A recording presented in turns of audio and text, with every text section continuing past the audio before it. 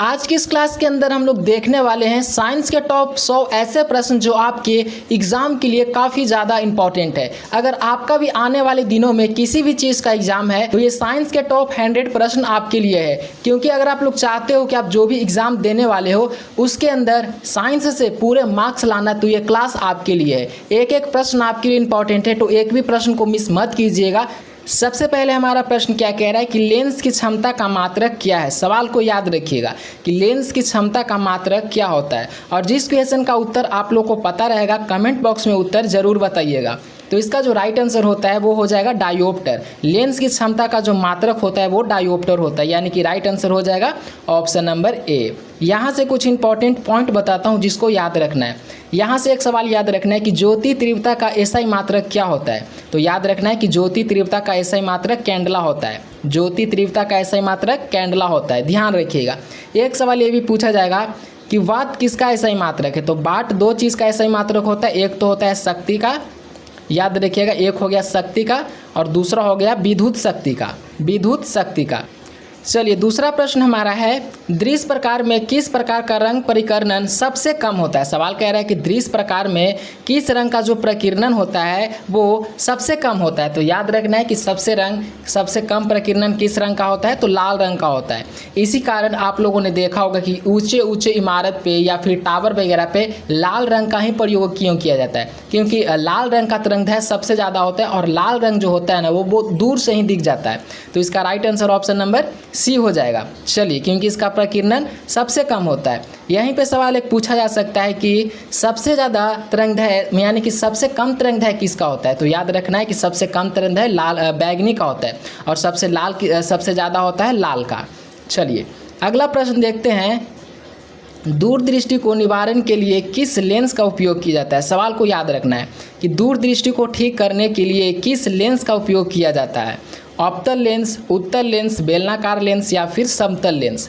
तो आपको याद रखना है कि दूरदृष्टि के लिए हम लोग किस लेंस का प्रयोग करते हैं। तो दूर के लिए हम लोग उत्तल लेंस का प्रयोग करते हैं, जो कि ऑप्शन नंबर बी में दिया गया है, उत्तल लेंस। यहीं पे अगर सवाल पूछ लिया जाए कि निकट दृष्टि को ठीक करने के लिए किस लेंस का प्रयोग करते हैं, तो आपको याद रखना है कि निकट के लिए हम लोग अवतल लेंस का प्रयोग करते हैं और दूर के लिए उत्तल लेंस का प्रयोग करते हैं।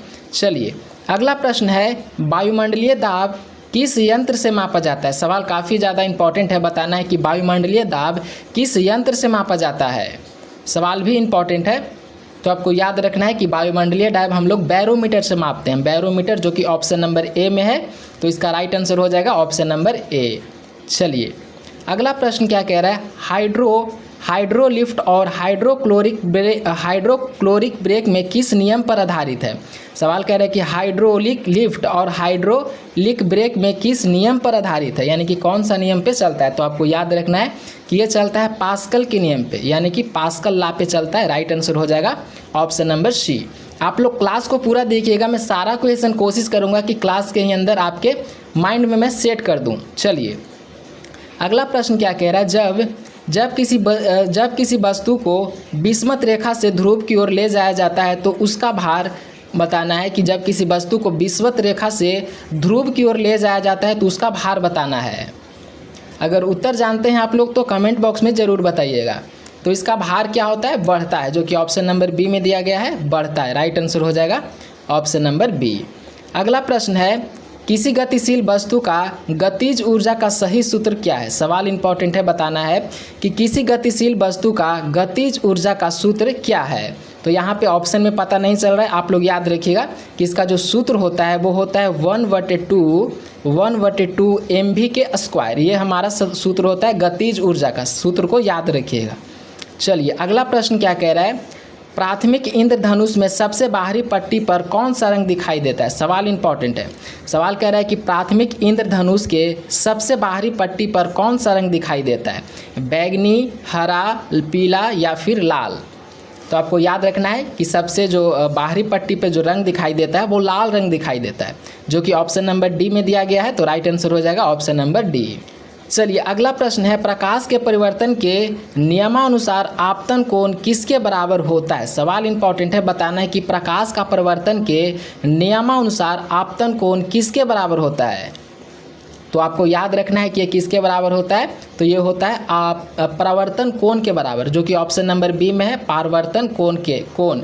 राइट आंसर हो जाएगा ऑप्शन नंबर बी। चलिए अगला प्रश्न देखते हैं, विद्युत परिपथ में विभवांतर मापने के लिए किस यंत्र का प्रयोग किया जाता है। सवाल इंपॉर्टेंट है, बताना है कि विद्युत परिपथ में विभवांतर को मापने के लिए किस यंत्र का प्रयोग किया जाता है। ऑप्शन दिया गया है आममीटर, वोल्टमीटर, गैल्वेनोमीटर या फिर पोटेंशियोमीटर।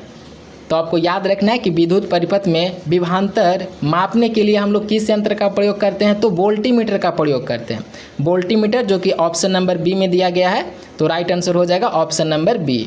याद रखिएगा कि आममीटर का प्रयोग किसके लिए करते हैं, ये भी सवाल काफ़ी बार पूछा जा चुका है कि आममीटर का प्रयोग हम किस चीज़ के लिए करते हैं। तो आपको याद रखना है कि आममीटर का जो प्रयोग करते हैं वो विद्युत परिपथ में बहने वाली विद्युत धारा की तीव्रता या मात्रा मापने के लिए आममीटर का प्रयोग करते हैं। चलिए अगला प्रश्न है, समुद्र की गहराई मापने या जगमगन वस्तुओं को पता लगाने के लिए किस तकनीक का प्रयोग किया जाता है। सवाल हमारा कह रहा है कि समुद्र की गहराई मापने या जलमग्न वस्तुओं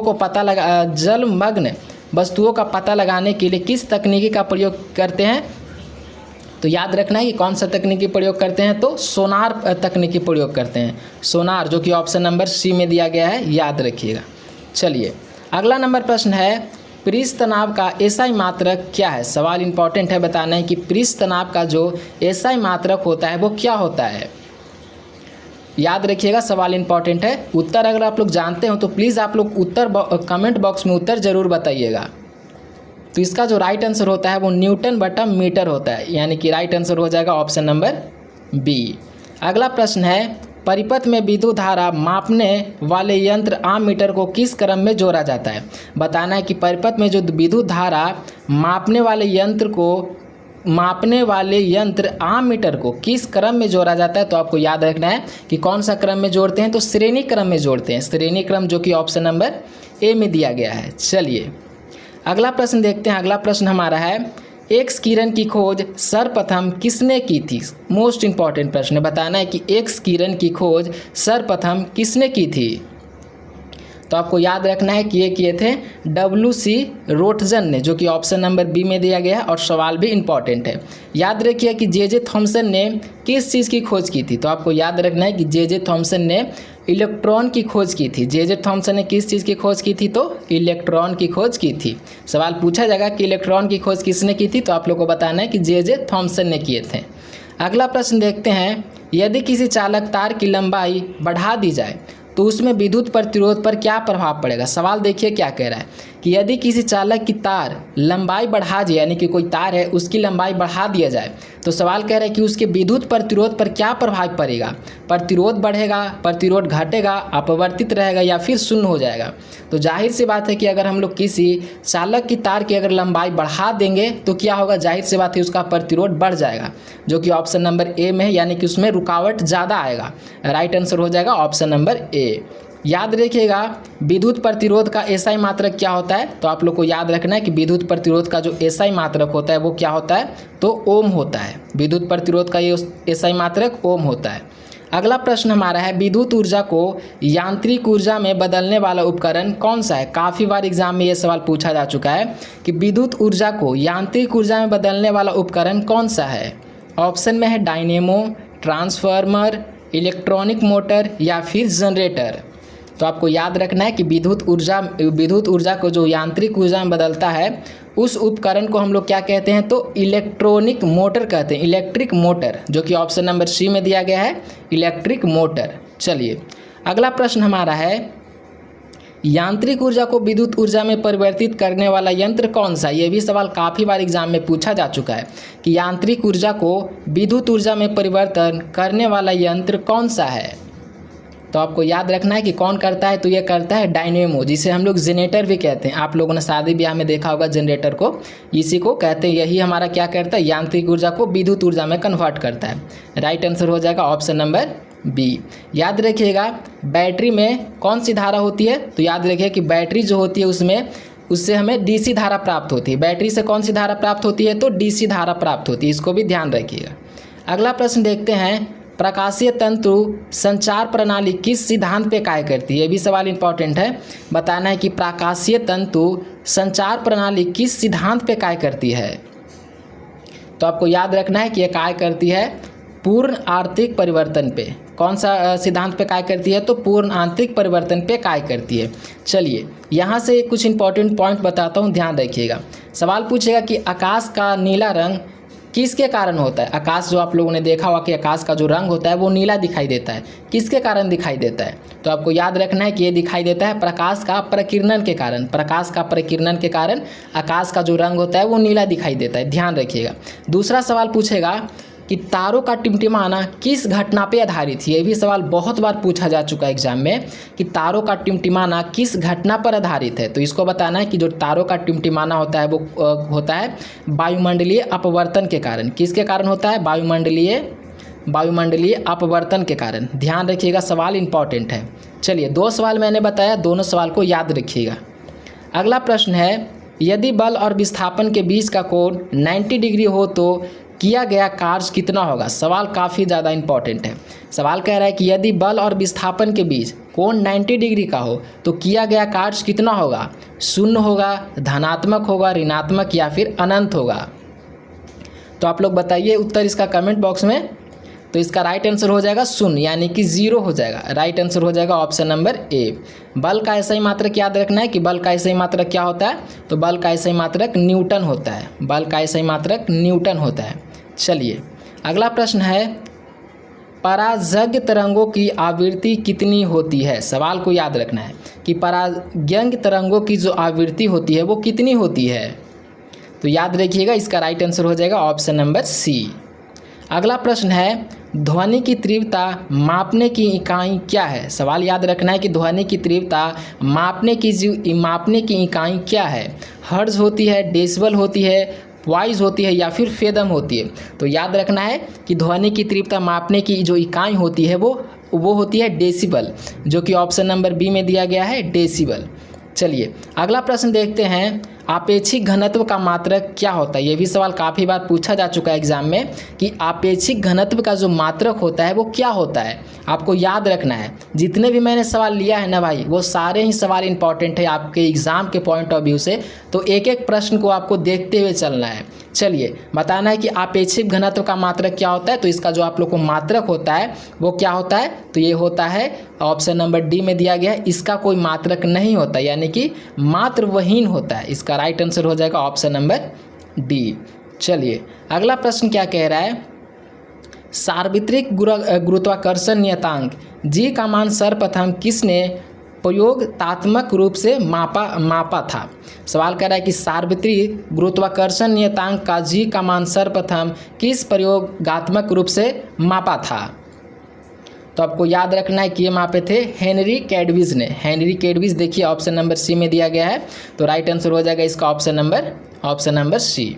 अगला प्रश्न देखते हैं, रातों में तारों का टिमटिमाना प्रकाश किस परिघटना का परिमाप है? सवाल कह रहा है कि जो रात में आप लोगों ने देखा होगा कि तारा टिमटिमाते हैं, तो वही सवाल कह रहा है कि रात में तारा का टिमटिमाना प्रकाश की किस घटना का परिमाप है? वायुमंडलीय अपवर्तन है, पूर्ण आंतरिक परिवर्तन है, प्रकाश का विवर्तन है या फिर प्रवर्तन है? तो आपको याद रखना है कि जो रात में तारे टिमटिमाते हैं वो किसके कारण टिमटिमाते हैं? तो ये टिमटिमाते हैं वायुमंडलीय अपवर्तन के कारण। वायुमंडलीय अपवर्तन यानी कि एटमॉस्फेयर रिफ्लेक्शन के कारण। Option number right answer option number A हो जाएगा। अगला प्रश्न की ओर देखते हैं, परमाणु के न्यूट्रॉन कण की खोज किसने की थी? सवाल याद रखना है कि परमाणु के न्यूट्रॉन कण की खोज किसने की थी? याद रखना है किसने की थी? तो जेम्स चैडविक ने की थी। जेम्स चैडविक ने की थी। राइट आंसर हो जाएगा ऑप्शन नंबर बी। अगला प्रश्न है, रसायन शास्त्र में अम्लों का राजा किसे कहा जाता है? सवाल को याद कर लीजिए कि रसायन शास्त्र में अम्लों का राजा किसे कहा जाता है? सल्फ्यूरिक अम्ल को, हाइड्रोक्लोरिक अम्ल को, नाइट्रिक अम्ल या फिर एसिटिक अम्ल को? तो याद रखना है कि रसायन शास्त्र में जो अम्लों का राजा कहा जाता है वो किसे कहा जाता है? तो ये कहा जाता है सल्फ्यूरिक अम्ल को, जिसका सूत्र होता है H2SO4। सूत्र भी आप लोग को याद रखना है, ये हमारा सल्फ्यूरिक अम्ल का सूत्र है। राइट आंसर हो जाएगा ऑप्शन नंबर ए। चलिए यहाँ पे एक सवाल याद रखना है कि एसिटिक अम्ल किस में पाया जाता है? तो आपको याद रखना है कि एसिटिक अम्ल जो पाया जाता है वो किस में पाया जाता है, तो वो सिरका में पाया जाता है। एसिटिक अम्ल किस में पाया जाता है, तो सिरका में पाया जाता है। चलिए अगला प्रश्न है, कच्चे फलों को कृत्रिम रूप से पकाने के लिए किस गैस का उपयोग किया जाता है। आप लोगों ने देखा होगा बहुत लोग कच्चा आम या फिर कोई भी फल घर में भी पकाते हैं, तो वही सवाल कह रहा है कि कच्चे फलों को कृत्रिम रूप से पकाने के लिए किस गैस का प्रयोग करते हैं। ऑप्शन में है मीथेन, इथेन, एथिलीन, एसिटिलीन या फिर कार्बन मोनोऑक्साइड। तो इसका राइट उत्तर जानने से पहले प्लीज़ अभी तक आप लोगों ने क्लास को लाइक नहीं किया है तो प्लीज़ आप लोग क्लास को लाइक कर लीजिए। चैनल को अभी तक आप लोगों ने सब्सक्राइब नहीं किया है तो प्लीज़ आप लोग चैनल को सब्सक्राइब कर लीजिए। चलिए इसका जो राइट आंसर हो जाएगा वो हो जाएगा एथिलीन एसिटिलीन। देखिए ऑप्शन नंबर सी में दिया गया है एथिलीन एसिटिलीन, जो कि राइट आंसर हो जाएगा ऑप्शन नंबर सी। यही है जो कि कच्चे फलों को कृत्रिम रूप से पकाने में मदद करता है, एथिलीन और एसिटिलीन।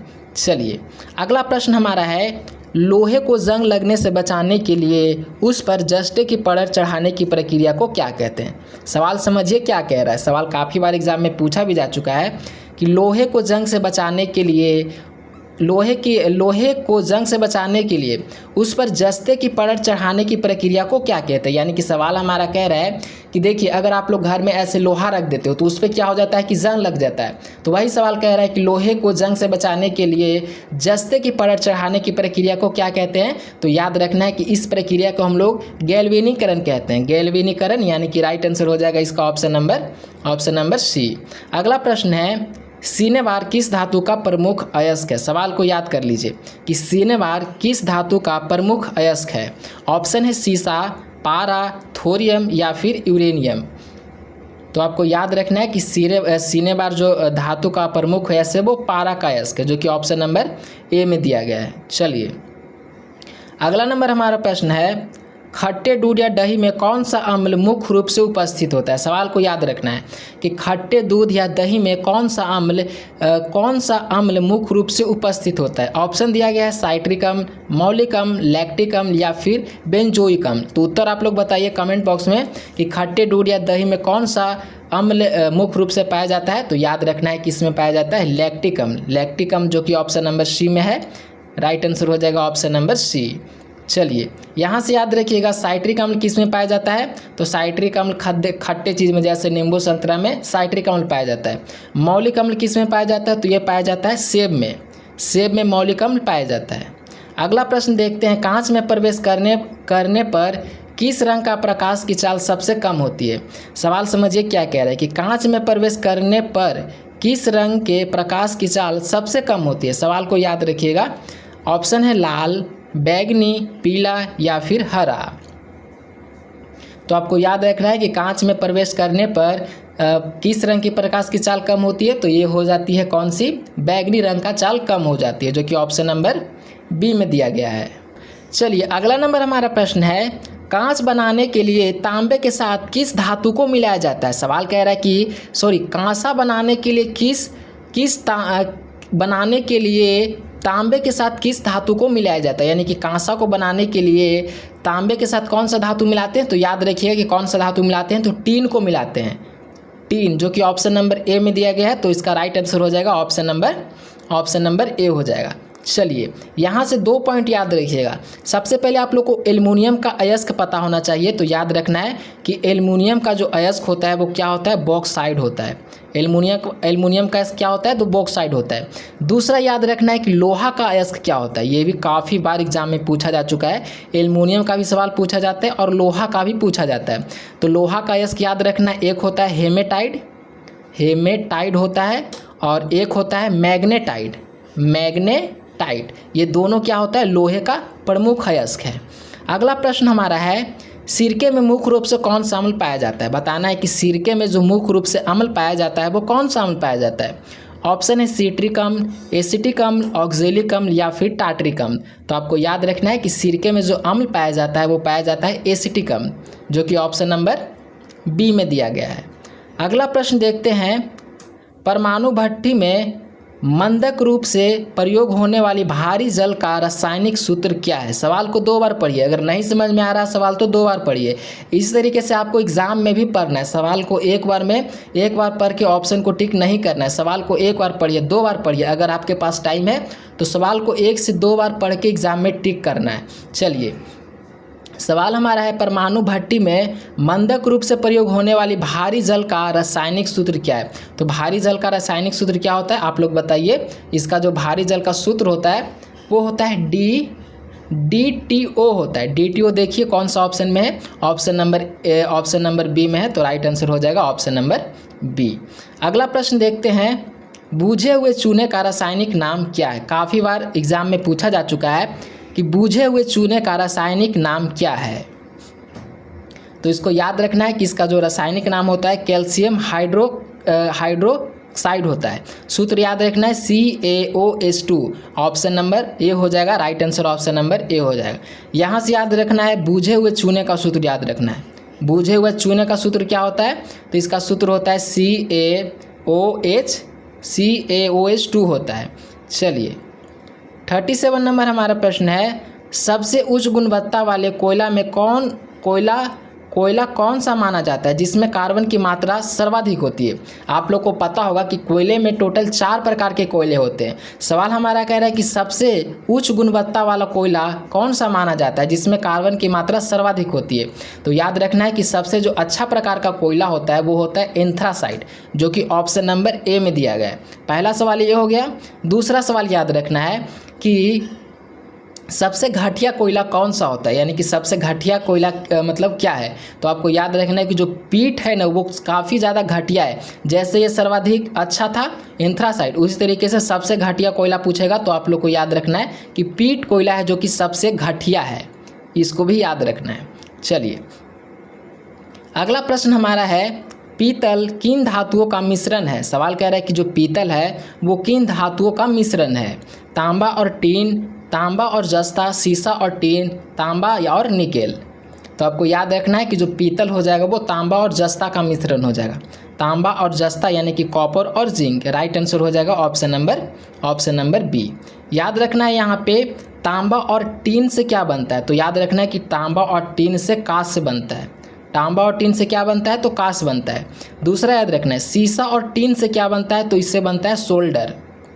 शीशा और टीन से क्या बनता है, तो सोल्डर बनता है। और तांबा और टीन से कांस्य बनता है। चलिए अगला प्रश्न है, चींटी या मधुमक्खी के डंक मारते समय शरीर में कौन सा अम्ल प्रवेश करता है। देखिए सवाल कह रहा है कि चींटी या मधुमक्खी के डंक मारते समय शरीर में कौन सा अम्ल प्रवेश करता है। सवाल इंपॉर्टेंट है, तो आपको याद रखना है कि जब भी आपको चींटी या मधुमक्खी डंक मारेगा तो आपके शरीर में कौन सा अम्ल प्रवेश करता है। अपने से रिलेट करके क्वेश्चन को याद करने की कोशिश कीजिए। अगर आप लोग रटने की कोशिश करोगे तो क्वेश्चन जल्दी याद नहीं होगा। अगर वही रिलेट करके याद करोगे तो आप कभी नहीं भूलोगे। तो याद रखना है कि चींटी या मधुमक्खी के डंक मारने में शरीर में कौन सा अम्ल होता है, तो ये होता है फॉर्मिकम। राइट आंसर हो जाएगा ऑप्शन नंबर बी। चलिए और ब्यूट्रिक अम्ल याद रखना है, ये किस में पाया जाता है, तो ये बासी मक्खन में पाया जाता है। बासी मक्खन में ये चीज़ पाया जाता है। चलिए अगला प्रश्न है, पराबैंगनी किरण को रक्षा करने वाली ओजोन गैस का रासायनिक सूत्र क्या है। सवाल कह रहा है कि पराबैंगनी किरण की रक्षा करने वाली ओजोन गैस का नाम बताना है। तो आपको याद रखना है कि O3 गैस रक्षा करती है, यानी कि right answer option number C में है। तो राइट आंसर हो जाएगा ऑप्शन नंबर सी। अगला प्रश्न देखते हैं, अम्लीय वर्षा मुख्य रूप से वायुमंडल में किन गैस के प्रदूषण के कारण होता है। सवाल कह रहा है कि अम्लीय वर्षा वायुमंडल में किस गैस के प्रदूषण के कारण होता है, यानी कि वायुमंडल में कौन सा गैस का प्रदूषण होता है तब कौन सा वर्षा होता है, अम्लीय वर्षा होता है। तो याद रखना है कि जब वायुमंडल में SO2 और NO2 का प्रदूषण होता है तो अम्लीय वर्षा होता है। तो राइट आंसर हो जाएगा ऑप्शन नंबर ए। चलिए अगला प्रश्न है, बिना बुझे हुए चूने का रासायनिक सूत्र क्या है। सवाल काफ़ी ज़्यादा इंपॉर्टेंट है, बताना है बिना बुझे हुए चूने का रासायनिक सूत्र क्या होता है। तो इसका जो सूत्र होता है वो CaO होता है। बिना बुझे हुए चूना का सूत्र होता है CaO। राइट आंसर हो जाएगा ऑप्शन नंबर बी। 43 नंबर प्रश्न है, बॉक्साइड किस धातु का अयस्क है। सवाल इंपॉर्टेंट है, बताना है कि बॉक्साइट जो है वो किस धातु का अयस्क है। एल्युमिनियम का है, तांबा का है, लोहा का है या फिर जस्ता का है। इसका उत्तर मैंने ऊपर भी बताया था, तो जिनको याद है प्लीज़ आप लोग कमेंट बॉक्स में उत्तर बताइए कि बॉक्साइट का मैंने अयस्क क्या बताया था। तो याद रखना है कि बॉक्साइट का जो अयस्क होता है वो एल्युमिनियम होता है। राइट आंसर हो जाएगा ऑप्शन नंबर ए। चलिए 44 नंबर प्रश्न है, स्वस्थ मानव रक्त का पीएच मान कितना होता है। इसका उत्तर कमेंट बॉक्स में बताइए। सिंपल प्रश्न है कि स्वस्थ मानव रक्त का पीएच मान कितना होता है। 6 होता है, 6.5 होता है, 7.4 या फिर 8.5। तो याद रखना है कि 7.4 होता है और हल्का क्षारीय भी होता है। तो राइट आंसर हो जाएगा ऑप्शन नंबर सी। जाहिर सी बात है 7 से ज़्यादा है तो क्षारीय तो होगा ही। राइट आंसर हो जाएगा ऑप्शन नंबर सी। अगला प्रश्न देखते हैं, साधारण विद्युत बल्बों में टंगस्टन फिलामेंट के साथ कौन सी गैस भरी जाती है। सवाल इंपॉर्टेंट है, बताना है कि साधारण विद्युत बल्ब के टंगस्टन फिलामेंट के साथ कौन सी गैस भरी जाती है। ऑक्सीजन, आर्गन या नाइट्रोजन, हाइड्रोजन या फिर क्लोरीन। तो आपको याद रखना है कि जो साधारण विद्युत बल्ब के टंगस्टन में फिलामेंट के साथ कौन सा गैस भरी जाती है, तो आर्गन और नाइट्रोजन गैस भरी जाती है, जो कि राइट आंसर हो जाएगा ऑप्शन नंबर ए। याद रखना है, यहाँ से सवाल पूछेगा कि बल्ब का फिलामेंट किस चीज़ का बना होता है। तो याद रखना है कि जो बल्ब का फिलामेंट होता है वो टंगस्टन का बना होता है। बल्ब का फिलामेंट किस चीज़ का बना होता है, तो टंगस्टन का बना होता है। चलिए अगला प्रश्न है, रासायनिक अभिक्रिया की गति बदलने वाले उत्प्रेरक शब्द का प्रयोग सर्वप्रथम किसने किया था। सवाल कह रहा है कि रासायनिक अभिक्रिया की गति बदलने वाले उत्प्रेरक शब्द का प्रयोग सर्वप्रथम किसने किया था। तो आपको याद रखना है कि सर्वप्रथम किसने किया था, तो बर्जेलियस ने किए थे। राइट आंसर देखिए ऑप्शन नंबर बी हो जाएगा। चलिए अगला प्रश्न है, दूध से दही में बदलना किस प्रकार का परिवर्तन है। सवाल इंपॉर्टेंट है, बताना है कि दूध से दही में बदलना किस प्रकार का परिवर्तन है। तो आपको याद रखना है कि ये एक प्रकार का रासायनिक परिवर्तन होता है। दूध का दही में बदलना कौन सा परिवर्तन होता है, तो ये एक प्रकार का रासायनिक परिवर्तन होता है। राइट आंसर हो जाएगा ऑप्शन नंबर ए। चलिए 48 नंबर प्रश्न है, प्राकृतिक रूप से पाए जाने वाले पृथ्वी की सबसे कठोरतम पदार्थ कौन सा है। यह भी सवाल इंपॉर्टेंट है, बताना है कि प्राकृतिक रूप से पाए जाने वाले पृथ्वी पर सबसे कठोरतम पदार्थ कौन सा है। तो याद रखना है कि सबसे कठोर पदार्थ, या फिर सवाल ऐसे पूछता है कि दुनिया का सबसे कठोर पदार्थ कौन सा है, तो आपको कंफ्यूज नहीं होना है, ये भी हीरा ही होता है। इसका राइट आंसर हो जाएगा ऑप्शन नंबर सी। अगला प्रश्न है, औद्योगिक दुनिया में द्रव स्वर्ग किसे कहा जाता है। तो याद रखना है कि औद्योगिक दुनिया में द्रव स्वर्ण यानी कि लिक्विड गोल्ड किसे कहा जाता है। तो याद रखना है कि किसे कहा जाता है, तो इसे कहा जाता है पेट्रोलियम को कहा जाता है, पेट्रोलियम को। और एक सवाल याद रखिए कि भविष्य का ईंधन किसे कहा जाता है। तो भविष्य का ईंधन हमारा हो जाएगा हाइड्रोजन। और यहाँ पे लिक्विड गोल्ड की बात कर रहा है, यानी कि औद्योगिक दुनिया का द्रव स्वर्ण यानी कि लिक्विड गोल्ड किसे कहा जाता है, तो पेट्रोल को कहा जाता है। चलिए 50 नंबर हमारा प्रश्न है, इनमें से कौन सा ऊष्मा का मात्रक नहीं है। बताना है कि इनमें से कौन सा है जो कि ऊष्मा का मात्रक नहीं है। तो याद रखना है कि ऊष्मा का मात्रक ये है और ये हमारा ऊष्मा का मात्रक नहीं है। तो राइट आंसर हमारा हो जाएगा डी। और आप लोग को ऊष्मा का मात्रक भी याद रखना है कि ऊष्मा का मात्रक क्या होता है, तो कैलोरी होता है, किलो कैलोरी होता है, जूल होता है। चलिए अगला प्रश्न है, ताप का SI मात्रक क्या है। सवाल इंपॉर्टेंट है, बताना है ताप का SI मात्रक क्या है। तो इसका SI मात्रक क्या हो जाएगा, केल्विन हो जाएगा, जो कि राइट आंसर हो जाएगा ऑप्शन नंबर ए। अगला प्रश्न है, 1 किलो कैलोरी ऊष्मा का मान होता है, यानी कि सवाल कह रहा है 1 किलो कैलोरी ऊष्मा का मान कितना होता है। तो याद रखना है कि 1 किलो कैलोरी में ऊष्मा का जो मान होता है वो 4.2 इंटू इतना होता है। देखिए इतना कौन सा है, ऑप्शन नंबर सी में दिया गया, इतना जूल होता है। तो राइट आंसर हो जाएगा ऑप्शन नंबर सी। चलिए अगला प्रश्न है, मानव शरीर की सबसे छोटी हड्डी कौन सी है। सवाल इंपॉर्टेंट है, सवाल हमारा कह रहा है कि मानव शरीर की सबसे छोटी हड्डी कौन सी है। तो याद रखना है कि सबसे छोटी कान में पाई जाती है, जिसे हम लोग स्टेप्स कहते हैं। राइट आंसर हो जाएगा ऑप्शन नंबर सी हो जाएगा। यहीं पे सवाल याद रखना है कि मानव शरीर में सबसे बड़ी हड्डी कौन सी होती है। तो याद रखना है कि कौन सी हड्डी है, फीमर हड्डी है। कहाँ पे पाई जाती है, तो जांघ में पाई जाती है। चलिए छोटा भी याद रखना है और बड़ा भी याद रखना है। अगला प्रश्न देखते हैं, वायुमंडल में पाई जाने वाली सबसे प्रचुर अभिक्रिय निष्क्रिय गैस कौन सी है। सवाल क्या कह रहा है कि वायुमंडल में पाई जाने वाली सबसे प्रचुर अक्रिय निष्क्रिय गैस कौन सी है, हीलियम, नियॉन, आर्गन या फिर रेडॉन। तो आपको याद रखना है कि कौन सी हो जाएगी, आर्गन हो जाएगा। राइट आंसर हो जाएगा ऑप्शन नंबर सी हो जाएगा। याद रखिएगा, अगर सवाल पूछ लिया जाए कि वायुमंडल में सबसे अधिक कौन सी गैस पाई जाती है और कितनी पाई जाती है, तो याद रखना है कि वायुमंडल में सबसे अधिक नाइट्रोजन पाई जाती है। कितना परसेंट, 78% पाई जाती है। चलिए अगला प्रश्न है, कोशिका के केंद्रक की खोज किसने की थी। सवाल ये भी इंपॉर्टेंट है, बताना है कि कोशिका के केंद्रक की खोज किसने की थी। ऑप्शन है रॉबर्ट ब्राउन, रॉबर्ट हुक या फिर स्वाइडन एवं सान या फिर वार्डेयर। तो आपको याद रखना है कि कोशिका के केंद्रक की जो खोज की थी वो रॉबर्ट ब्राउन ने की थी। कब की थी, तो 1831 में किए थे। राइट आंसर हो जाएगा ऑप्शन नंबर ए। चलिए अगला प्रश्न है, श्वेत रक्त कणिका जिसे हम लोग WBC कहते हैं, WBC का फुल फॉर्म याद रखिएगा, वाइट ब्लड सेल्स का मुख्य काय क्या है। सबसे पहले याद रखना है कि WBC का जीवन काल कितना होता है, तो इसका जो जीवन काल होता है वो 12 से 20 दिनों का जीवन काल होता है WBC का। अब हमारा सवाल कह रहा है कि WBC का मुख्य काय क्या होता है, तो इसका जो काय होता है वो क्या होता है, आप लोग बताइए। अगर जानते हैं उत्तर तो कमेंट बॉक्स में। इसका जो काय होता है वो शरीरों की रोगों से रक्षा करना, यानी कि अगर आपके शरीर में कोई सा भी रोग हो गया तो वो कौन सा रक्षा करते हैं, यानी कि कौन बचाता है, तो ये बचाता है WBC, जिसका नाम है white blood cells. Right answer हो जाएगा ऑप्शन नंबर बी। चलिए अगला प्रश्न हमारा है, मानव शरीर में रक्तचाप मापने के लिए किस उपकरण का प्रयोग किया जाता है। सवाल कह रहा है कि मानव शरीर में रक्तचाप मापने के लिए किस उपकरण का प्रयोग किया जाता है।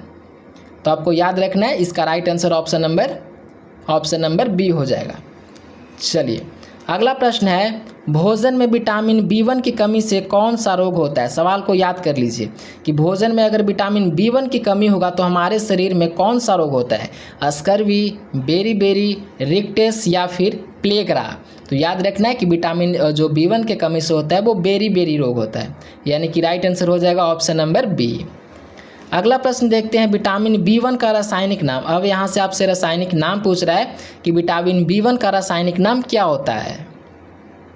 तो आपको याद रखना है कि इसका जो रासायनिक नाम होता है वो होता है थायमिन। देखिए ऑप्शन नंबर बी में दिया गया है थायमिन, तो राइट आंसर हो जाएगा ऑप्शन नंबर बी। अगला प्रश्न देखते हैं, टाका सोल्डर धातु किन धातुओं का मिश्र धातु होता है। ये भी सवाल इंपॉर्टेंट है, बताना है कि टाका सोल्डर किन धातुओं का मिश्र धातु होता है। तो ये दो चीज़ से मिलकर बना होता है। कौन कौन से मिलकर बना होता है, तो ये मिलता है सीसा और टीन से मिलकर बना होता है। टाका और सोल्डर जो धातुओं से मिलकर बना होता है वो सीसा और टीन से मिलकर बना होता है। राइट आंसर हो जाएगा ऑप्शन नंबर बी हो जाएगा। 61 नंबर प्रश्न क्या कह रहा है, तंत्रिका तंत्र की संरचनात्मक एवं कार्यात्मक इकाई क्या है। बताना है कि तंत्रिका तंत्र की संरचनात्मक एवं कार्यात्मक इकाई को क्या कहते हैं। ऑप्शन है नेफ्रॉन, र्यूनॉन, एवियोलो या फिर धमनी। तो याद रखना है कि इसे हम लोग न्यूरॉन कहते हैं, जो कि ऑप्शन नंबर बी में दिया गया है। तो राइट आंसर हो जाएगा ऑप्शन नंबर बी। अगला प्रश्न है, लेज़र एक युक्ति है जिसके द्वारा उत्पन्न किया जाता है। सवाल हमारा क्या कह रहा है कि लेज़र एक युक्ति है जिसके द्वारा उत्पन्न किया जाता है, यानी कि किस चीज़ को उत्पन्न किया जाता है। तो याद रखना है कि इसके द्वारा हम लोग उद्दीपित विकिरण। राइट आंसर हो जाएगा इसका ऑप्शन नंबर बी। चलिए अगला प्रश्न हमारा क्या कह रहा है, एक रेडियोधर्मी तत्व जिसके भारतवर्ष में बड़े भंडार पाए जाते हैं। सवाल हमारा है कि एक रेडियोधर्मी तत्व जिसके भारतवर्ष में सबसे बड़े भंडार पाए जाते हैं, बताना है कि किस चीज़ का बड़े भंडार पाया जाता है। ऑप्शन दिया गया है प्लेटिनियम, रेडियम, थोरियम या फिर यूरेनियम। तो आपको याद रखना है इसका जो राइट आंसर हो जाएगा वो क्या हो जाएगा, तो हो जाएगा थोरियम, जो कि ऑप्शन नंबर सी में दिया गया है थोरियम।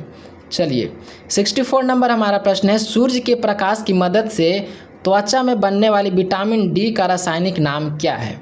सवाल हमारा क्या कह रहा है कि सूर्य की मदद से, सबसे पहले याद रखना है कि सूर्य के प्रकाश से हमें कौन सा विटामिन मिलता है, तो विटामिन डी मिलता है। देखिए यहाँ पे भी दिया भी हुआ है।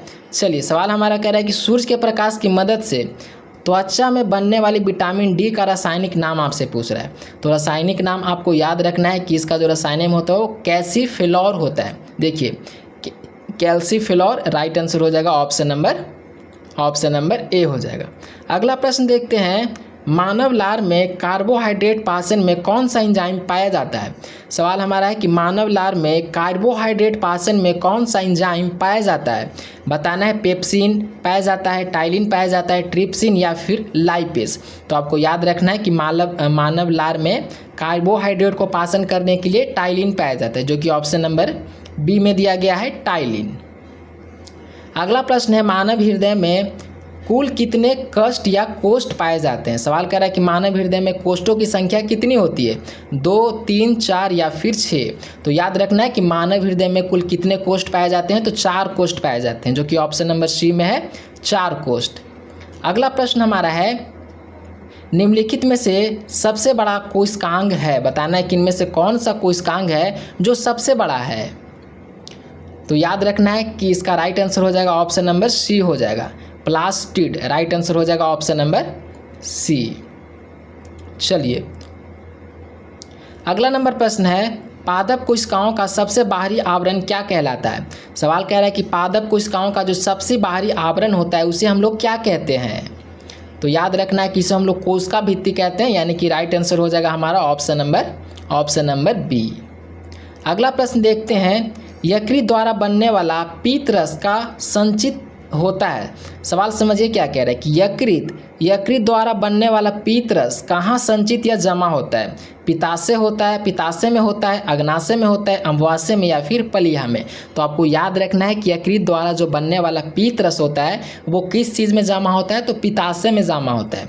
राइट आंसर हो जाएगा ऑप्शन नंबर ए। चलिए अगला नंबर प्रश्न है, पौधों में प्राकृतिक रूप से फल को पकाने के लिए जिम्मेदार पादप हार्मोन कौन सा है। सवाल समझिए क्या कह रहा है कि पौधा में प्राकृतिक रूप से यानी कि पेड़ में पकने के लिए किसे जिम्मेदार पादप हार्मोन कौन सा, यानी कि कौन सा पादप हार्मोन से पेड़ में जो फल होता है वो पकता है। ऊपर भी इस तरीके का एक प्रश्न आया था और यहाँ पे भी बताना है। तो इसका जो राइट आंसर हो जाएगा वो इथिलीन हो जाएगा। देखिए राइट आंसर हो जाएगा ऑप्शन नंबर ए हो जाएगा। अगला नंबर हमारा प्रश्न है, पादप कोशिकाओं में प्रकाश संश्लेषण का मुख्य केंद्र कौन सा अंगक है। सवाल क्या कह रहा है कि पादप कोशिकाओं में प्रकाश संश्लेषण का मुख्य केंद्र कौन सा अंगक है। तो आपको याद रखना है कि इसका राइट आंसर हो जाएगा हरित लवक, क्लोरोप्लास्ट।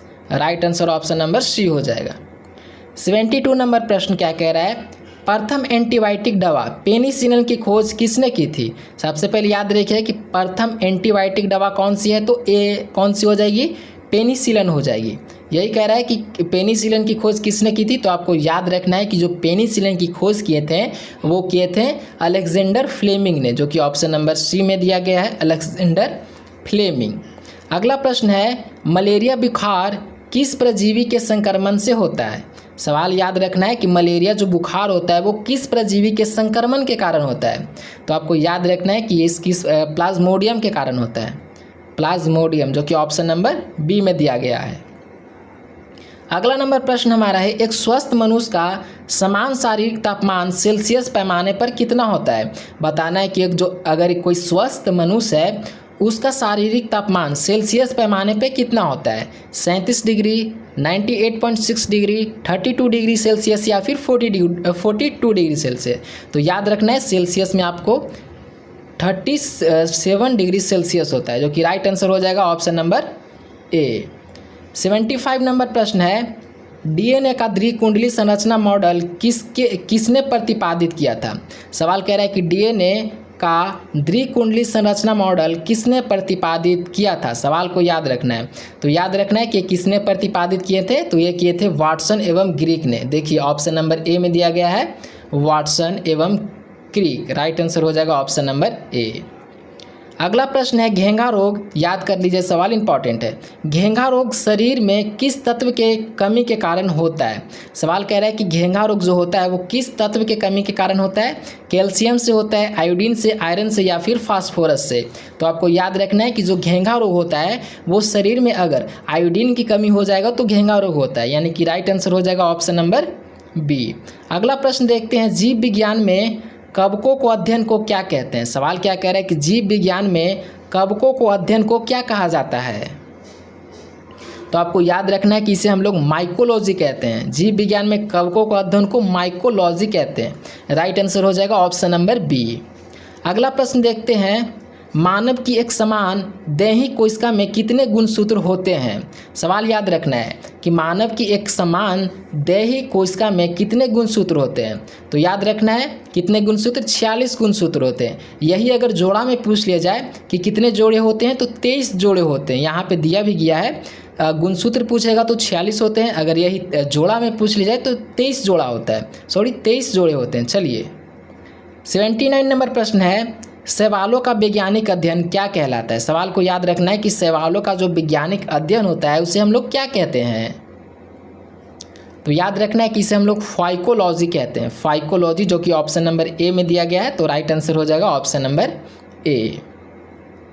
80 नंबर हमारा प्रश्न क्या कह रहा है कि क्षेत्रफल के अनुसार मानव शरीर का सबसे बड़ा अंग कौन सा है? सवाल को याद कर लीजिए, काफ़ी बार एग्जाम में पूछा जा चुका है कि क्षेत्रफल के अनुसार मानव शरीर का सबसे बड़ा अंग कौन सा है। तो इसका उत्तर जानने से पहले प्लीज़, अभी तक आप लोगों ने वीडियो को लाइक नहीं किया तो प्लीज़ वीडियो को लाइक कर दीजिए, और चैनल को सब्सक्राइब नहीं किए हैं तो आप लोग प्लीज़ चैनल को सब्सक्राइब कर लीजिए। तो इसका जो राइट आंसर हो जाएगा वो क्या हो जाएगा? इसका right answer option number B हो जाएगा, त्वचा। ध्यान में रखिएगा। चलिए अगला प्रश्न हमारा क्या कह रहा है कि मानव हृदय की धड़कन की गति को प्राकृतिक रूप से शुरू और नियंत्रण करने वाले भाग को क्या कहा जाता है? सवाल को एक बार पढ़िए, 2 बार पढ़िए, समझ में आ जाएगा कि सवाल क्या कहना क्या चाह रहा है। सवाल कह रहा है कि मानव हृदय की धड़कन की गति को प्राकृतिक रूप से शुरू और नियंत्रण करने वाले भाग को क्या कहते हैं? तो याद रखिएगा कि इसे हम लोग SA नोड कहते हैं, जिसे हम लोग पेस मेकर भी कहते हैं। यानी कि इसका राइट आंसर हो जाएगा ऑप्शन नंबर ए। अगला प्रश्न है, दीप्त तीव्रता को मापने के लिए एसआई इकाई क्या है? बताना है कि दीप्त तीव्रता को मापने के लिए जो एसआई इकाई है वो क्या है? ऑप्शन है एम्पियर, कैंडला, मोल या फिर केल्विन। तो आपको याद रखना है कि दीप्त तीव्रता को मापने के लिए एसआई इकाई जो होती है वो कैंडला होती है। राइट आंसर हो जाएगा ऑप्शन नंबर बी। अगला प्रश्न देखते हैं, ध्वनि प्रदूषण को किस इकाई में मापा जाता है? सवाल को याद कर लीजिएगा कि ध्वनि प्रदूषण को किस इकाई में मापा जाता है? डेविसन में मापते हैं, सेंटीमीटर में, हर्ट्ज में या फिर ओम में? ओम का जो एसआई मात्रक होता है, यानी कि प्रतिरोध का एसआई मात्रक क्या होता है? ओम होता है। ध्यान रखिएगा, प्रतिरोध का एसआई मात्रक क्या होता है? तो ओम होता है। चलिए इसका उत्तर बताइए कि ध्वनि प्रदूषण की इकाई को मापा जाता है, किस में मापा जाता है? तो ये डेविसल में मापा जाता है, जो कि ऑप्शन नंबर ए में दिया गया है, डेविसल। अगला प्रश्न हमारा है, ध्वनि की तारतम्य किस पर निर्भर करता है? आवृत्ति पे, तीव्रता पे, आयाम पे या फिर वेग पे? बताना है कि ध्वनि की जो तारतम्य होती है, यानी कि पिच होती है, वो किस पे निर्भर करता है? तो याद रखना है कि आवृत्ति पे निर्भर करती है। देखिए आवृत्ति ऑप्शन नंबर ए में दिया गया है। राइट आंसर हो जाएगा ऑप्शन नंबर ए। अगला प्रश्न है, विमानों के आंतरिक भागों की सफाई में किसका उपयोग किया जाता है? तो आपको याद रखना है कि विमानों की आंतरिक भागों की सफाई करने के लिए इस तरंग का प्रयोग करते हैं, पराव्यग्र तरंग का। राइट आंसर हो जाएगा ऑप्शन नंबर ए। अगला प्रश्न है, किसी औसत वयस्क व्यक्ति के लिए ध्वनि की श्राव सीमा कितनी होती है? तो याद रखना है कि इसकी जो सीमा हो जाएगी वो right answer option number C में दिया गया है, 20 से इतना हर्ट्ज तक। चलिए 88 नंबर प्रश्न हमारा है, सूर्य के प्रकाश हमारे पास लगभग कितने समय में पहुंचता है? यानी कि सूर्य का प्रकाश कितने समय में आता है? यानी कि पृथ्वी पर सूर्य का प्रकाश आने में कितना समय लगता है? तो 8 मिनट का समय लगता है, 8 मिनट, जो कि ऑप्शन नंबर ए में दिया गया है। तो राइट आंसर हो जाएगा ऑप्शन नंबर ए। अगला प्रश्न है, प्रकाश का वेग है। सवाल को याद रखना है कि प्रकाश का वेग कितना होता है? तो 3 × 10⁸ मीटर पर सेकेंड होता है। देखिए ऑप्शन नंबर सी में दिया गया है। तो राइट आंसर हो जाएगा इसका ऑप्शन नंबर सी। अगला नंबर प्रश्न हमारा क्या कह रहा है, माइफियोलॉजी में किसका अध्ययन किया जाता है? बीज का, पत्ती का, फल का या फिर परागण का? बताना है कि माइफियोलॉजी में किसका अध्ययन किया जाता है। तो आपको याद रखना है कि इसमें बीज का अध्ययन किया जाता है। किस चीज़ का अध्ययन किया जाता है? तो बीज का किया जाता है, यानी कि राइट आंसर हमारा ऑप्शन नंबर ए हो जाएगा। अगला प्रश्न है, कोशिका के वैज्ञानिक अध्ययन को क्या कहते हैं? सवाल कह रहा है कि कोशिका के वैज्ञानिक अध्ययन को क्या कहा जाता है? तो आपको याद रखना है कि कोशिका का वैज्ञानिक अध्ययन को साइटोलॉजी कहा जाता है, साइटोलॉजी। राइट आंसर हो जाएगा ऑप्शन नंबर डी। 92 नंबर प्रश्न है, नाइट्रोजन यौगिकरण में निम्नलिखित में से कौन सी फसल सहायक है। बताना है कि नाइट्रोजन यौगिकरण में निम्नलिखित में से कौन सा फसल सहायक है। चावल, गेहूं, फली या फिर मकई। तो याद रखना है कि इसका राइट आंसर हो जाएगा ऑप्शन नंबर सी, फली। 93 नंबर प्रश्न है, दूध के दही के रूप में जमने का कारण। आप लोगों ने देखा होगा कि दूध से दही जम जाता है, तो वही यहाँ से कारण पूछ रहा है कि दूध से दही के रूप में जमने का कारण क्या है। तो सब कोई जानता है कि लैक्टोबिसस के कारण जमता है, यानी कि राइट आंसर हो जाएगा ऑप्शन नंबर सी। अगला प्रश्न है, कुरिंजो पुष्प 12 वर्ष में एक बार खिलने का कारण। यानी कि 12 वर्ष में एक बार कौन सा फूल खिलता है, तो कुरिंजी पुष्प, जो कि 12 वर्ष में एक बार खिलता है। इसका कारण पूछ रहा है कि क्या कारण से जो कुरिंजी पुष्प है वो 12 वर्ष में सिर्फ एक बार ही खिलता है। तो इसका जो कारण हो जाएगा वो फ्लोरोजिन स्राव हो जाएगा, यानी कि राइट आंसर हो जाएगा ऑप्शन नंबर सी। अगला प्रश्न देखते हैं, अनिषेक जनन होता है। सवाल कह रहा है कि अनिषेक जनन किस में होता है। तो याद रखना है कि बिना निषेध के अंडाणु का परिवर्धन, यानी कि राइट आंसर हो जाएगा ऑप्शन नंबर सी। 96 नंबर प्रश्न क्या कह रहा है कि ऑक्सीश्वसन का अंतिम उत्पाद होता है। सवाल कह रहा है कि ऑक्सीश्वसन का जो अंतिम उत्पाद होता है वो क्या होता है। तो आपको याद रखना है कि CO2 और जल होता है, जो कि ऑप्शन नंबर ए में दिया गया है। तो राइट आंसर हो जाएगा ऑप्शन नंबर ए। अगला प्रश्न है, भूमि में अधिक गहराई पर बोए गए बीज अंकुरित नहीं होते हैं। यानी कि भूमि में अगर आप लोग अधिक गहराई के अंदर कोई सा भी बीज अगर बो दोगे तो वो अंकुरित क्यों नहीं होती है। तो जाहिर सी बात है, वहाँ पे आपको वायु नहीं मिलता है, जिसके कारण वो बीज जो कि अंकुरित नहीं होता है। देखिए, इनमें वायु नहीं मिलता, यानी कि राइट आंसर हो जाएगा ऑप्शन नंबर ए। 98 नंबर प्रश्न है, पायरोमीटर किसके मापने में प्रयोग किया जाता है। सवाल को याद रखना है कि पायरोमीटर जो है वो किसके मापन में प्रयोग किया जाता है। वायुमंडलीय दाब, आर्द्रता, उच्च ताप या फिर घनत्व। तो याद रखना है कि किस चीज़ के लिए प्रयोग किया जाता है। तो ये किया जाता है किसके लिए, आप लोग बताइए। तो ये उच्च तापमान को मापने के लिए किया जाता है। और वायुमंडलीय दाब के लिए किस चीज़ का प्रयोग किया जाता है, तो ये बैरोमीटर का प्रयोग किया जाता है। काफ़ी बार सवाल ये रिपीट होता है एग्जाम में। बैरोमीटर से वायुमंडलीय दाब मापते हैं। पायरोमीटर किसके मापने में प्रयोग किया जाता है, तो उच्च ताप को मापने के लिए पैरोमीटर का प्रयोग करते हैं। चलिए, 99 नंबर हमारा प्रश्न है, ध्वनि की तीव्रता मापने वाले यंत्र बताना है। ध्वनि की तीव्रता मापने वाला यंत्र कौन सा है। तो याद रखना है कि एडियोमीटर ध्वनि की तीव्रता मापता है, जो कि ऑप्शन नंबर डी में दिया गया है। राइट आंसर हो जाएगा ऑप्शन नंबर डी। ध्वनि की तीव्रता मापने वाले यंत्र हो जाएगा एडियोमीटर। चलिए, 100 नंबर प्रश्न हमारा है, ट्रांजिस्टर बनाने के लिए सर्वाधिक प्रयुक्त पदार्थ है। बताना है कि ट्रांजिस्टर बनाने के लिए सर्वाधिक प्रयुक्त पदार्थ कौन सा है। ऑप्शन है एल्युमिनियम, सिलिकॉन, तांबा या फिर चांदी। तो आपको याद रखना है कि ट्रांजिस्टर बनाने के लिए सर्वाधिक प्रयुक्त पदार्थ कौन सा होता है। तो ये होता है एल्युमिनियम का प्रयोग होता है। सॉरी, एल्युमिनियम का नहीं, सिलिकॉन का प्रयोग होता है। याद रखिएगा किस चीज़ का प्रयोग होता है, तो सिलिकॉन का प्रयोग होता है। राइट आंसर हो जाएगा ऑप्शन नंबर बी।